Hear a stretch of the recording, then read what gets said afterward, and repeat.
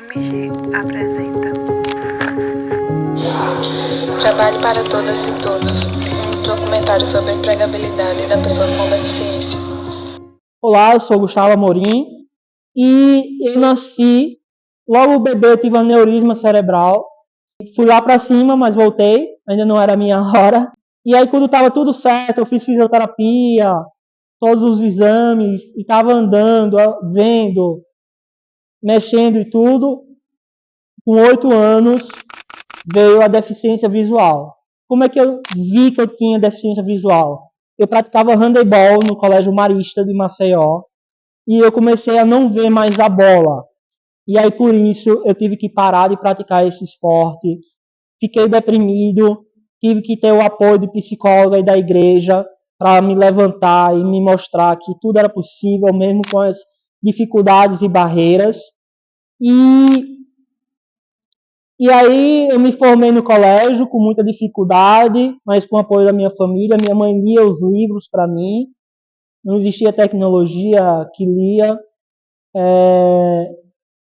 Na faculdade, logo no primeiro dia, todo mundo começou a escrever o que estava escrito no quadro e eu não, porque eu não enxergava. E aí as pessoas perguntavam por que eu não estava escrevendo. E aí eu tinha que falar que eu era deficiente visual e eu tinha muita vergonha de falar que eu era deficiente visual. Mas, novamente, com o apoio da psicóloga, fez com que eu me aceitasse e fosse morar sozinho em Florianópolis em 2014. E lá eu conheci outras pessoas iguais a mim. Tive relacionamento amoroso que eu não tinha, nunca tinha tido. Tive a morte da minha namorada, tive que, de novo, ir atrás de um psicólogo para me auxiliar. E aí depois eu tive outros amores. Voltei em 2020 e precisei de psicólogo para me mostrar que Maceió era uma cidade legal e tinha suas características e que eu podia ser feliz. E aí eu comecei a trabalhar, a escrever o meu livro, escrevi o livro, lancei o livro, foi uma alegria muito grande para mim. Aí é que me abriu os olhos. Comecei a trabalhar, hoje trabalho na secretaria, sou a única pessoa com deficiência visual que trabalha na secretaria. Então é muito importante, né? E estou palestrando por outras cidades. E hoje eu namoro com uma moça de Arapiraca chamada Suelen Caroline, que é meu amor. Trabalho, estudo, porque eu quero ser um político.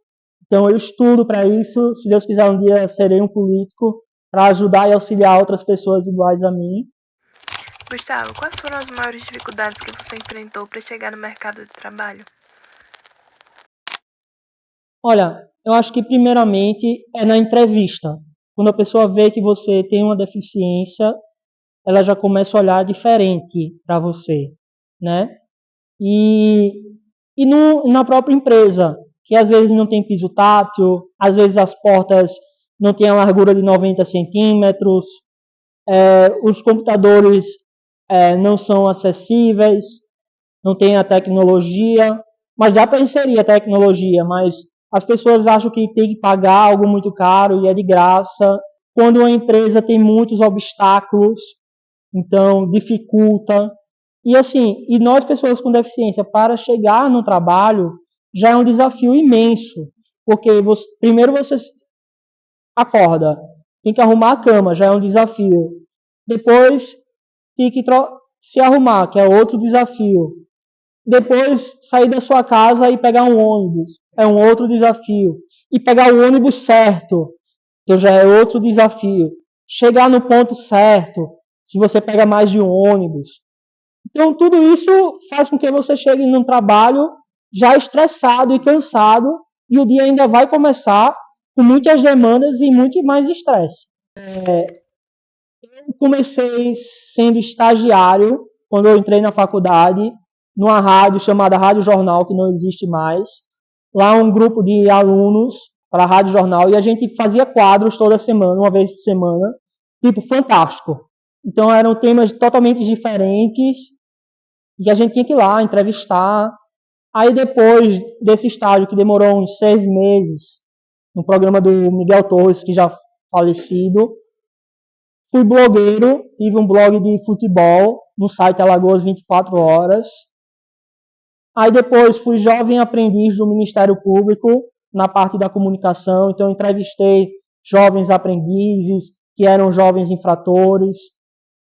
Aí fiquei 2 anos nesse emprego no Ministério Público Estadual de Santa Catarina e fui trabalhar na Softplan, onde trabalhei 2 anos, que é uma empresa de softwares que tem no Brasil inteiro o software dele, que é o SAGE. E aí trabalhei 2 anos com 2.000 funcionários, eu sendo um dos poucos deficientes visuais. Então todo dia tinha que mostrar que era possível, que eu conseguia realizar os desafios. Aí eu vim para Maceió, trabalhei na Pestalozzi de Maceió, onde tive a oportunidade de entrevistar prefeito, governador, presidente de instituições, vereadores. Aí fiquei lá uns 4 a 5 meses, fui para a Casa da Indústria de Alagoas, Federação da Indústria, mas eu não gostei muito da energia que tem lá, assim, não combinou comigo.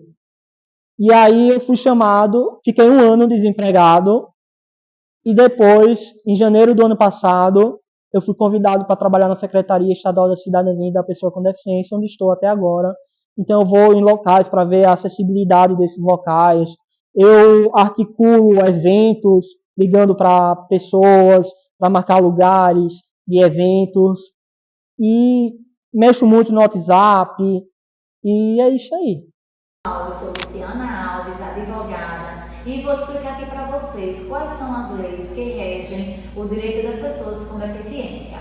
Nós temos algumas legislações brasileiras que regem esses direitos. A CLT, conhecida como Consolidação das Leis dos Trabalhos, o Estatuto da Pessoa com Deficiência e a Lei de Benefício da Previdência Social e cotas para pessoas com deficiência. Essas legislações, elas trazem alguns direitos trabalhistas, entre eles, acesso ao emprego, adaptação da jornada de trabalho, adaptação do meio de trabalho, benefícios fiscais, dentre outros. Bom, eu sou o Denner, eu tenho 26 anos, atualmente sou universitário e trabalho na Secretaria de Turismo de Penedo. Mas a minha história como deficiente físico começa quando eu tinha 6 meses de vida. Quando eu tinha 6 meses de vida, eu fui diagnosticado com uma condição chamada hidrocefalia, que ela é identificada com acúmulo de água, de líquido, na cabeça, e esse acúmulo de líquido ele faz com que haja uma pressão intracraniana e essa pressão pressiona o cérebro. Dessa forma, o lado que ocorreu essa pressão, ele acaba sendo prejudicado e gerando sequelas que são perpétuas, no caso. Eu não tenho mais a condição, eu fiz a cirurgia para reverter quando eu tinha 8 meses e de lá para cá não voltou. Eu ainda tenho uma certa quantidade de líquido acumulado, mas essa quantidade de líquido permite que não haja mais essa pressão. Pelo caminho que esse líquido percorre, faz com que não haja mais pressão intracraniana. O que acontece aqui, como demorou um pouco para que essa condição fosse descoberta, eu acabei ficando com sequelas permanentes, que a gente conhece como hemiparesia, que seria alguma coisa próxima à paralisia, mas ela funciona só como falta de coordenação motora e força de um lado do corpo. Como eu tive a hidrocefalia do lado direito, a minha deficiência ocorre do lado esquerdo do corpo. E aí, o primeiro desafio como pessoa com deficiência é aceitar a deficiência e aceitar ela apenas como uma característica e não como um marco da sua personalidade. Você precisa entender que você ser deficiente físico é apenas um ponto da sua vida, como qualquer outro. Como você ser magro, como você ser alto, ou como você falar bem ou falar mal. Tudo existe seus lados positivos e os lados negativos. Os lados positivos, eles seguem nas políticas públicas, que as pessoas com deficiência têm prioridade em transporte público, têm desconto em alguns impostos e coisas do tipo. E os lados negativos são todos os outros. o próprio preconceito de você com você mesmo, que é o mais difícil de romper, e o preconceito de terceiros com você. Mas esse já fica mais fácil de aceitar a partir do momento que você se aceita, porque você entende que o erro está na outra pessoa, não está mais em você. E em relação ao mercado de trabalho, eu poderia citar muitas dificuldades que eu sei que outras pessoas com deficiência passam, mas no meu caso eu me considero sortudo, porque eu só comecei a trabalhar com os meus 21 anos e foi um emprego já baseado na universidade que eu curso. Então ele já foi um emprego que não é manual, é um emprego mais ligado à parte intelectual, que atualmente minha deficiência não influi nesse ponto. Então eu acho que a maior dificuldade que eu tenho no âmbito profissional é vencer as barreiras do meu próprio preconceito, de entender que dentro do mercado de trabalho as pessoas vão me aceitar como capaz de cumprir a função que eu estou determinado, apesar da minha deficiência. Atualmente eu trabalho na Secretaria de Turismo, mas por um ano eu fui coordenador de um laboratório de informática e dentro desse cargo eu tive que fazer a parte administrativa e a parte social do laboratório que eu estava inserido. E a parte administrativa é muito mais tranquila, porque você faz de forma individual, mas a parte pública era muito mais complicado. Ter que dar aula para pessoas também e fazer com que as pessoas me aceitem como pessoa de interesse dentro do assunto, pessoa com uma certa, não seria autoridade a palavra, mas com uma certa hierarquia, né?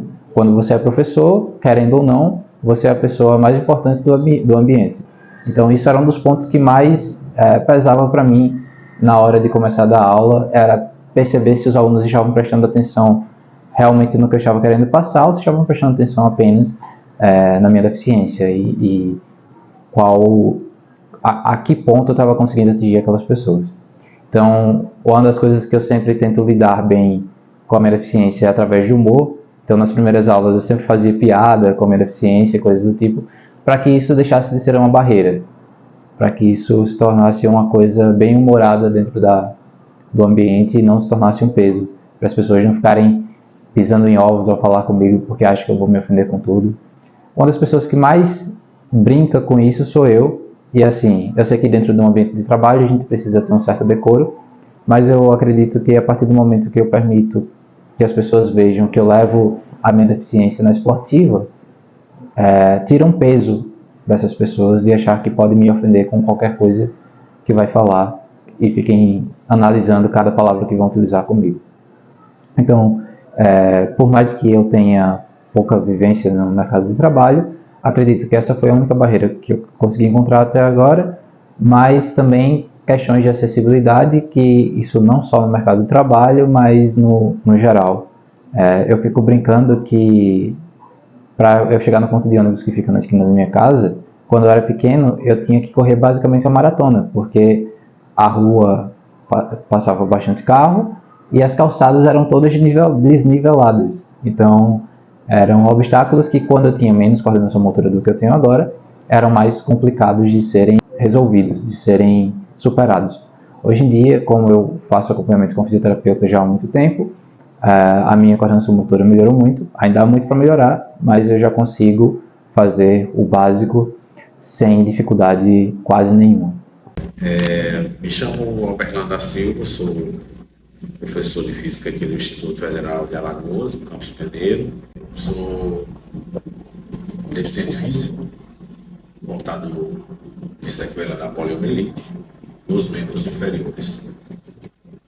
Nasci normalmente, andei relativamente rápido, com 9 meses eu já andava, mas com pouco mais de 2 anos eu fui acometido pela poliomielite e fiquei com a sequela nos membros inferiores.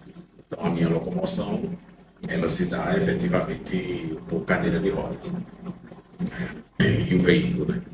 Então, o veículo adaptado, que me permite bastante liberdade, mas que nem sempre foi assim. Quando eu peguei a doença, eu morava no sertão da Paraíba, no alto sertão da Paraíba. Na época, morava na zona rural. O município tinha poucos anos de criação e havia ainda uma série de dificuldades, entre elas a questão da vacina. Já existia, as campanhas apareciam, mas havia uma dificuldade, né? E aí veio toda a dinâmica, né, de uma família do interior da Paraíba ter que lidar agora com alguém que não andava mais, né, um cadeirante. A dificuldade era muito grande. Minha mãe teve que vir embora para a cidade para poder efetivamente eu ter condição de frequentar uma escola. Contudo, quando eu entrei pela primeira vez na escola, foi praticamente com 8 anos de idade, né? E eu era simplesmente analfabeto por completo. Em nenhum momento, até aquela idade, pouco mais de 7 anos, eu entrei na escola com 7 anos e 6 meses. Então, até aquele momento, eu nunca tinha tido contato com nada, nem com uma letra, nem com o alfabeto, nem ninguém tinha sentado para discutir sobre isso comigo. A única coisa que minha mãe sabia que eu precisava estudar. De modo que ela deixou tudo e foi para a cidade para poder estudar. Eu não tinha cadeira de roda, eu vim ter uma cadeira de roda já bem depois. Eu lembro que uma cadeira de roda efetiva que me deu liberdade foi quando eu estava já na 6ª série, né? Então, eu ia para a escola, meu pai me levava, minhas irmãs me levavam de bicicleta, me pegavam no braço, colocava na cadeira e lá eu ficava. Eu lembro que usar banheiro era uma coisa muito difícil para mim, então eu passava ali aquele momento da aula todo sentado lá.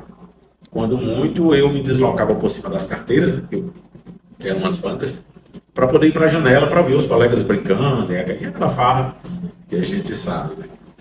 E aí estudei em Lagoa, no Alto Sertão da Paraíba, com muita dificuldade, as escolas não eram muito boas, a gente tinha alguns professores que efetivamente eram pessoas dedicadas, mas eu tinha um grande desafio, que era, naquela época, passar no bendito vestibular. E aí, no ano de 2001, que nesse meio do caminho aí eu parei de estudar alguns anos, e aí concluí o ensino médio. Em 2001, eu me submeto ao vestibular, na época para a Universidade Estadual da Paraíba, curso de licenciatura em Física. E aí eu sou aprovado em 13º lugar para o curso de licenciatura em Física. Eu já era casado, tinha 2 filhas já em 2001, e no ano seguinte, em 2002, eu me mudo para Campina Grande, na Paraíba. E aí a dificuldade foi maior ainda, porque essa cadeira de roda que eu tinha, eu precisava ir agora para uma universidade com ela. Porque na época eu não tinha meio de transporte que pudesse, né, me atender lá na cidade de Campina Grande. Apesar de ser uma cidade desenvolvida, na época não existia essa possibilidade. Eu fui 1 ano e meio nessa cadeira, até que não deu mais, a minha estrutura física estava ficando comprometida, e eu adquiri um veículo na época. No ano seguinte da minha graduação, eu já passei a atuar numa escola do estado em Campina Grande, eu passei a ser professor do estado, né, com contrato temporário. Me formo no final de 2005. No ano seguinte, eu faço já o concurso do estado de Pernambuco e sou aprovado e nomeado em maio de 2006. Me mudei para Sertânia e Monteiro. Monteiro dava aula pelo estado da Paraíba e Sertânia pelo estado de Alagoas. E em 2008 eu faço concurso para professor substituto da Universidade Federal Rural de Pernambuco, ou para Serra Talhada. Em 2009 eu entro no Programa de Educação Integral do Estado de Pernambuco, onde a gente teve a oportunidade de fazer um grande trabalho na cidade de Macaparã. Em 2011 eu sou um dos 20 brasileiros que foram selecionados para estudar no CER, né, que é o Centro Europeu de Pesquisas Nucleares, que fica em Genebra, na Suíça. E também sou aprovado no mestrado na Universidade Estadual da Paraíba. Eu já tinha feito uma especialização em Física pela Universidade Federal Rural de Pernambuco, e aí entro no mestrado. No mesmo ano de 2011, eu faço concurso para a Unifal, e sou aprovado e nomeado no ano de 2012. Então, fiquei um tempo ainda atuando tanto no estado de Pernambuco como no Instituto Federal de Alagoas. Em 2013, eu sou redistribuído para o Instituto Federal de Pernambuco, e hoje, desde 2022, eu estudo de volta ao IFAL, e dessa vez no campus de Peneira, onde eu desenvolvo, além das atividades de ensino, Eu sou coordenador de pesquisa, pós-graduação e inovação local. Eu fundei aqui esse clube de robótica, chama-se Clube Acadêmico de Robótica Capote, onde a gente faz seleção de bolsistas para atuar aqui na comunidade, nas escolas, desenvolver projetos de pesquisa, ajudar nos projetos de pesquisa da escola.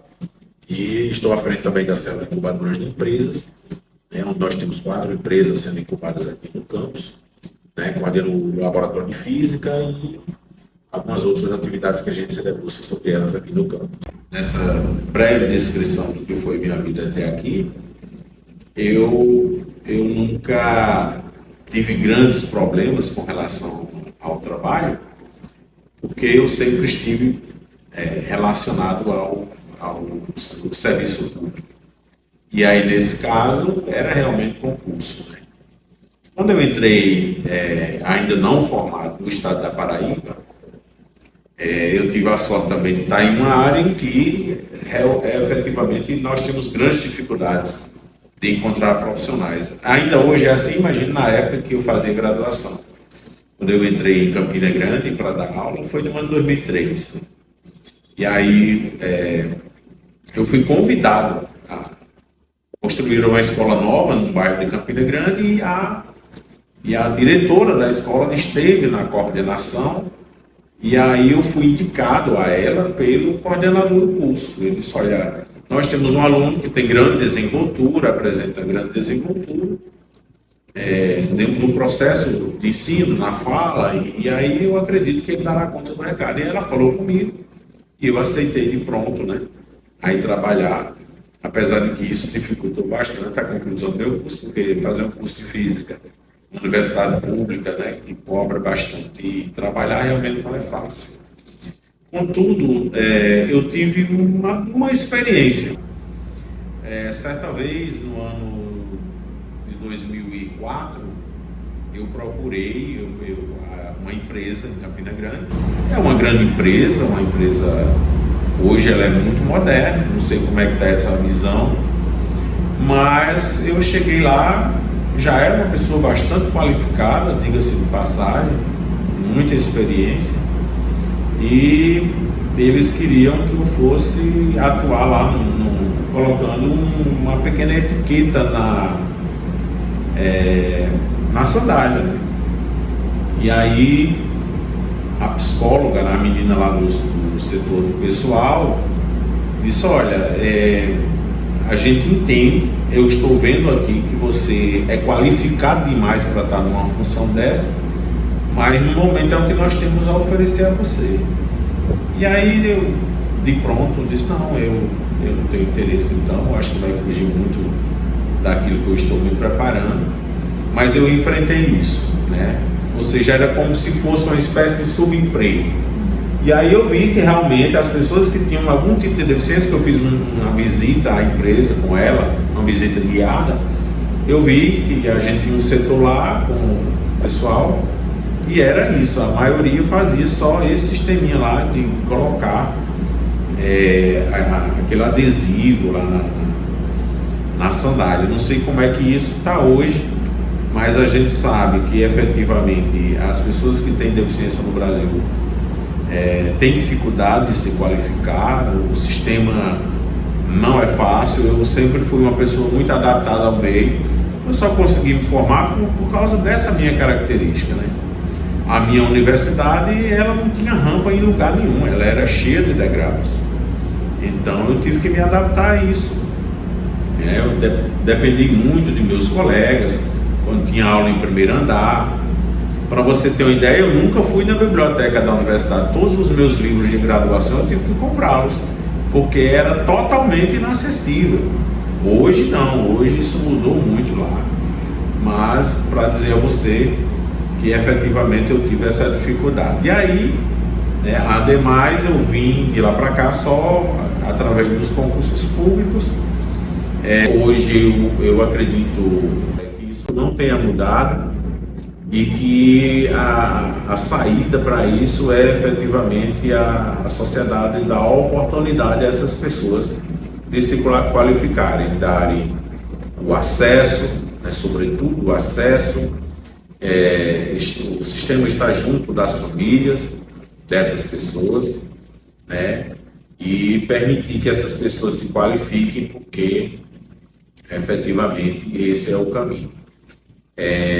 Eu lembro de uma situação bastante interessante, que foi quando eu fui dar baixa no meu benefício do INSS, né? E aí eu lembro que a atendente ficou inquieta porque que eu estava fazendo aquilo, né? Quando eu disse a ela que eu era um servidor público federal, que eu não tinha mais direito àquilo, ela realmente me deu os parabéns, mas ficou assim, puxa vida, eu talvez tenha sido preconceituosa com ele, né? Se ele estava aqui é porque ele tinha uma razão para fazer isso.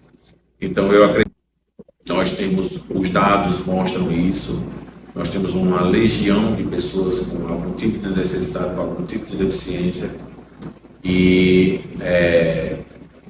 as instituições públicas de ensino e privada sequer atendem à legislação que dá os direitos dessas pessoas. Então a gente tem um grande problema aí a ser corrigido para que essas pessoas possam ter efetivamente a oportunidade de se qualificarem e, portanto, ter acesso aos empregos de qualidade. É assim que eu enxergo isso, tá, querida? Porque cumprir legislação à revelia e colocar essas pessoas em subempregos, isso não soma muito, né? Eles vão muitas vezes estarem se desgastando, ganhando salários muito baixos, né, que talvez não cubram nem os problemas que eles adquirem ao desempenhar aquela atividade. É isso que eu penso, e foi isso que aconteceu comigo. Meu nome é Anaí Bezerra, atualmente eu estou como docente na Unasal, no curso de Psicologia, e eu leciono uma disciplina, né, que se chama Intervenções Psicológicas em TEA e a Pessoa com Deficiência. O intuito dessa disciplina é a gente fazer essa conexão entre o universo da psicologia e o universo, né, dos direitos e da inclusão, tanto de pessoas com TEA quanto pessoas com deficiência, tá? Essa inclusão, ela perpassa também o mercado de trabalho, né? Na verdade, a gente tem aí uma lei, né, de 2015. Essa lei, ela institui o Estatuto da Pessoa com Deficiência, e nesse estatuto ele regimenta e ele assegura a inclusão das pessoas com deficiência no mercado de trabalho. Essa inclusão, ela se daria aí através de políticas públicas, né, que a gente tem aí um conjunto de políticas públicas que vem através de ações afirmativas, né? Então a gente tem aí uma série de políticas que, de uma certa forma, tentam implementar essa inclusão das pessoas com deficiência no mercado de trabalho. Mas aí a gente se pergunta, né, por que a gente precisa de uma lei para assegurar que as pessoas com deficiência tenham aí garantida, né, a possibilidade de se inserir no mercado de trabalho de acordo com as suas competências e de acordo com as suas necessidades, tá? Essa lei, né, ela vem muito no sentido de efetivar, né, o direito que toda e qualquer pessoa tem, né, de acesso a bens, de acesso a serviços, e isso se dá através de autonomia financeira, né? Infelizmente ainda no nosso país, não só no nosso país, né, mas em uma larga escala, né, mas especificamente aqui no Brasil, a gente ainda tem um número muito incipiente de pessoas, né, com deficiência que estão aí inseridas no mercado de trabalho. E isso decorre muito da nossa visão ainda, né, enquanto país, enquanto sociedade, que tende ainda, né, a enxergar a deficiência muito a partir das limitações que essa condição, né, que a condição de deficiência às vezes estabelece aquela pessoa que vivencia esse fenômeno, né? E a partir disso, né, ao enxergar somente a deficiência e não as potencialidades dessa experiência, a gente acaba aí provocando um processo de exclusão e marginalização das pessoas com deficiência. Então a lei, né, que está aí regulamentada, foi regulamentada aí, né, em 2015, a Lei de Inclusão das Pessoas com Deficiência, ela vem muito nesse sentido de instituir, de assegurar esse direito, né? Quando a gente faz aí essa conexão com a psicologia, a gente não está fazendo nada além do que o nosso próprio código de ética ele estrutura, né, que é de trabalhar a fim de assegurar a dignidade humana, né, a partir dos direitos humanos, né. E o Estatuto da Pessoa com Deficiência também é fundamentado nos direitos humanos. A psicologia vem aí, né, tentando, né, junto com o movimento de pessoas com deficiência, junto com os espaços educacionais, né, junto com os espaços de formação, atuar na segurança, né, dessa vivência e reafirmar que a deficiência, né, ela é um fenômeno, tá? Ela não é a definidora da experiência daquela pessoa que vivencia esse fenômeno, mas a deficiência é um fenômeno que atravessa a vivência dessa pessoa. Então, o que a gente reafirma também, né, é que essa vivência, ela muitas vezes se transforma em uma vivência de sofrimento, e por sua vez de sofrimento psíquico, sofrimento socioemocional, né, muito a partir das barreiras que as pessoas com deficiência, elas vivenciam no seu cotidiano. Uma coisa que a gente discute muito, né, é de a gente olhar para a nossa sociedade e pensar, né, e refletir se a nossa sociedade ela é construída para que as pessoas com deficiência elas tenham minimamente acesso, né, a condições mínimas mesmo de vivência, né? Se a gente pensar como que uma pessoa com deficiência se locomove, né, vamos falar aqui do nosso município, né, se locomove no município de Arapiraca, né, como que ela pega um ônibus, como que ela entra numa loja, como que ela vai a um restaurante e aí no restaurante precisa ir ao banheiro, mas quando chega ao banheiro se depara com uma situação de que o banheiro é o depósito do restaurante, né? Então, quando a gente pensa nessas questões do cotidiano, a gente passa aí a avaliar o quanto que essas barreiras de acessibilidade é que acabam provocando que essa deficiência, né, que essa vivência desse fenômeno da deficiência seja aí uma vivência que provoca sofrimento, né, emocional, sofrimento psicossocial. E a psicologia, ela adentra nesse universo muito nesse sentido, né, de tensionar o campo social para refletir em como minimizar esses impactos que essas barreiras, né, de acessibilidade elas causam na vivência das pessoas com deficiência, né. Essa disciplina, né, que eu ministro na faculdade de Nassau, ela é uma disciplina que tenta aí tanto tensionar as questões éticas, né, as questões relacionadas aos direitos das pessoas com deficiência, mas também aproximar um pouco, né, os estudantes e as estudantes de como que é essa vivência, de como que é ser uma pessoa com deficiência, né, porque uma coisa, né, sou eu, professora Anaí, uma pessoa que não tem deficiência, falar sobre o assunto a partir das questões técnicas ou a partir das questões mesmo que atravessam aí a psicologia. E outra coisa é a gente se aproximar de como que é o cotidiano, de como que é essa vivência, né? E quando a gente, mais uma vez, volta aí para o recorte do mercado de trabalho, a gente se depara muito com um ambiente, né, que é um ambiente de exclusão, de marginalização. E quando essas políticas, de alguma forma, elas se efetivam, elas continuam sendo efetivadas muito a partir desse âmbito da discriminação. Então, é o que a gente tem aí, né, como a gente chama de inclusão perversa, né, que é aquela pessoa com deficiência que muitas vezes acessa o mercado de trabalho a partir das políticas afirmativas, mas quando chega nesse mercado de trabalho, ela é colocada numa função aquém da sua capacidade, aquém da sua formação.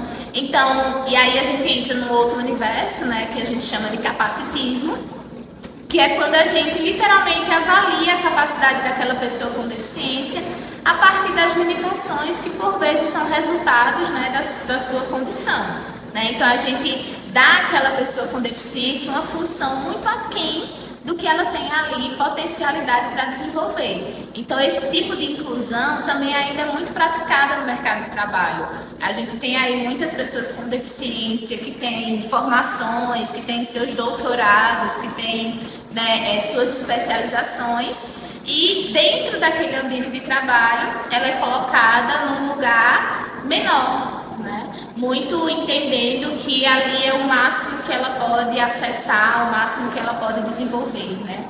Outra coisa que também está muito relacionada ao mercado de trabalho é que muitas vezes essas pessoas são colocadas em funções menores em decorrência da não adaptação daquele espaço às necessidades daquela pessoa com deficiência, né?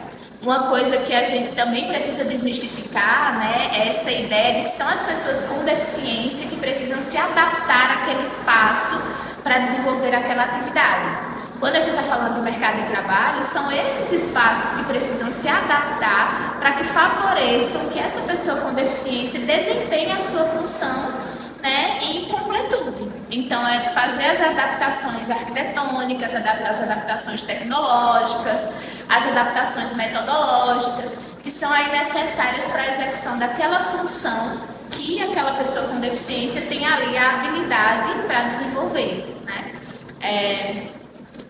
Quando a gente fala de mercado de trabalho, né, são muitas coisas que atravessam, tá? Mas eu acho que uma coisa importante é a gente começar a refletir enquanto campo social mesmo, né, o quanto que a inserção no mercado de trabalho é uma ferramenta também de produção de autonomia dessas pessoas com deficiência, né? Porque minimamente, né, se a gente pensa no cotidiano de pessoas sem deficiência, né, como que a gente mantém a nossa subsistência? A gente mantém através do nosso trabalho, através das nossas remunerações financeiras, né? E pessoas com deficiência também têm necessidades. Elas têm necessidade de alimentação, de vestuário, de lazer, né? De um domicílio, tá? Muitas vezes um domicílio que precisa ser adaptado arquitetonicamente, né? Enfim, um automóvel de locomoção que precisa também de adaptação. Então, adentrar ao mercado do trabalho também aí é uma forma de garantir minimamente a dignidade de subsistência dessa pessoa com deficiência. E aí a gente retoma mais uma vez ao que o nosso código de ética fala, né? Que a gente está aqui para garantir a dignidade humana também, né? Então, o trabalho da psicologia, ele perpassa todos esses universos, né? Desde o processo de acolhimento dessa pessoa com deficiência nos espaços devidos, quando se tem aí uma necessidade de acolhimento desse sofrimento, né, socioemocional, desse sofrimento psicossocial, mas também de estar aí nos espaços de discussão de políticas públicas, dos movimentos de pessoas com deficiência, mediando essa articulação entre sociedade civil e Estado, né, também é uma das nossas funções enquanto profissionais de psicologia.